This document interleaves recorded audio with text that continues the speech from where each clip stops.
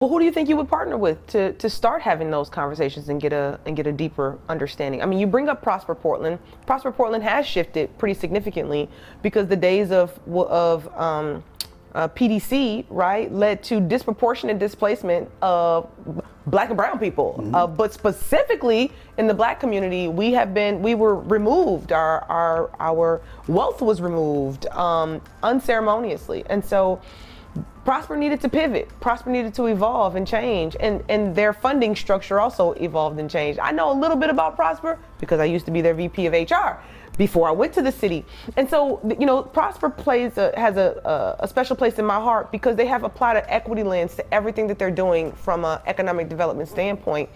And I don't think they get as much credit for the work that they are doing on that front, but I also don't think they have the same kind of money that they had when they didn't care about those stakeholders. Yeah. And so, what kind of partnerships do you think you can establish to move the dial on economic recovery, business rejuvenation for the city of Portland? Yeah, I mean, it's the partnering is going to be with. I look at some of the wonderful cultural organizations, and you know, we have a great movie industry in the city of Portland. We do. Nobody talks about it, but it's like until they see a Portland neighborhood and a show they're watching. That's right. That like came from somewhere. There's a film division, department that is actually fueling that for the state of Oregon. But yeah. And it pays a lot of family wage jobs. It sure does. And it's doing a lot of really interesting things on equity and inclusion. Right. I mean, they are doing some of the work. And they are. And so. Finding those gems, right? Yeah. And and you talk about downtown, you cannot talk about downtown without some discussion of the arts, right? That's been a big piece there, and it attracts people, it brings them in.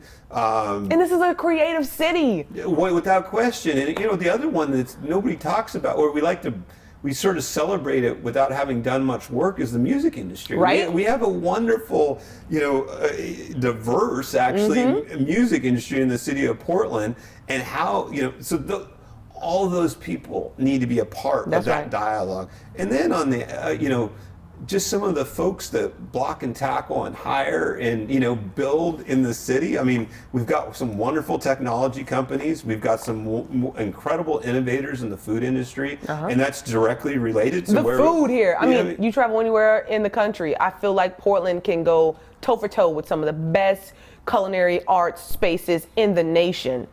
Right? We gotta get that booming again. I mean, do you just how many businesses went out of how many restaurants went out of business? It's so depressing. It's restaurants. so many.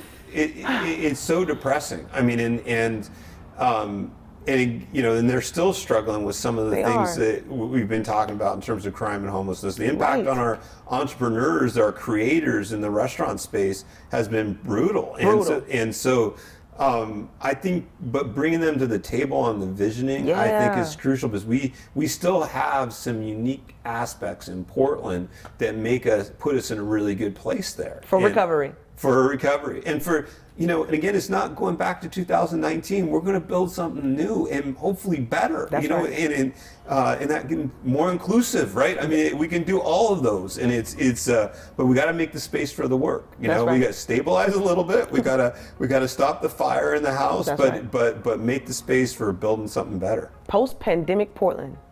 Hashtag that. Got that?